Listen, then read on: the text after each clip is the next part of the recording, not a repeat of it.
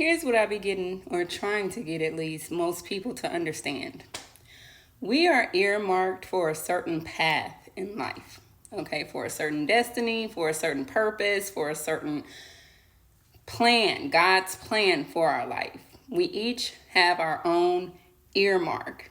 And so the goal is to find what your purpose is and put your stain on it. By stain, I mean your imprint, your fingerprint, right? Like your mark on that thing. And I think a lot of people get a little turned and twisted in that sense because when they haven't yet really found what that is, they will imitate, they will mimic, they will copy, they will replicate what they see in another. And it don't get me wrong, some of us are guides and you're supposed to get inspiration, but you're not supposed to copy. Put your own spin on what it is, yes, but even be careful with that because that may not be your lane, right? So that's why I say stuff and we hear it all the time, what's for me is for me and what's for you is for you. Don't blur the lines. And I'm not saying that because I'm offended that you're copying, though sometimes it does get annoying. It does. It's like, why are you such a fucking gnat?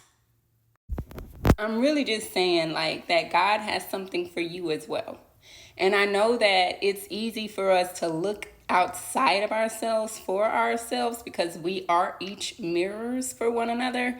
However, while you're trying to piece the puzzle together, the puzzle being you by looking at others and or trying to find yourself in others, you completely miss out on who God has made you to be.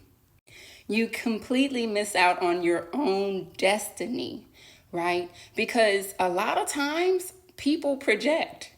So what you're picking up on is another person's projection of who they are, not who you are. And then you come into agreement with a lie. And then you wonder why things don't pan out for you, and or while you may get that instant gratification of doing whatever that other person is doing and seeing some level of success, it doesn't stick.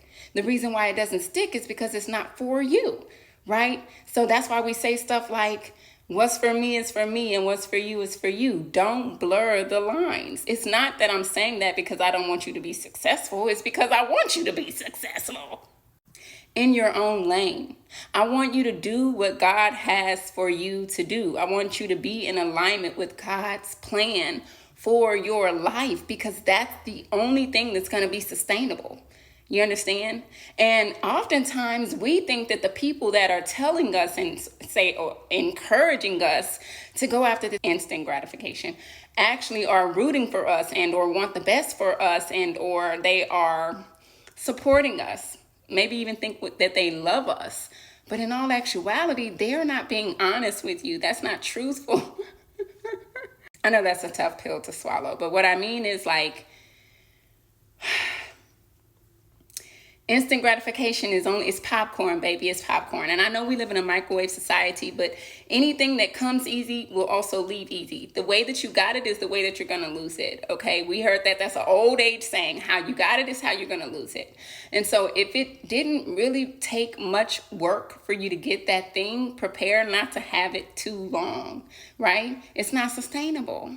So if I tell you, credit me, don't clone me, I'm not telling you that because I hate you and or I don't want you to succeed. In fact, I'm telling you that because I love you.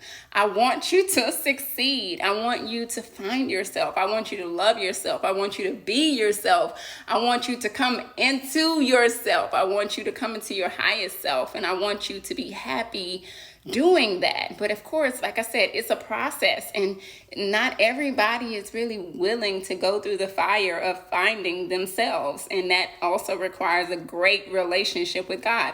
A lot of people pretend that they want to know God, but they really don't. Yeah, I said it. I said the ugly thing out loud. I said the elephant in the room. I said the truth. A lot of people pretend like they want to know God, but they really don't want to know God.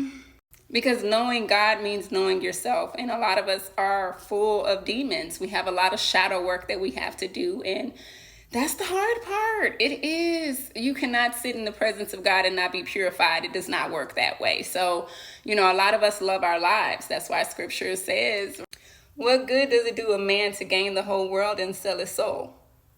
That's what that means. So a lot of people are selling their soul and they don't even understand that. They don't understand the principle, the concept of that.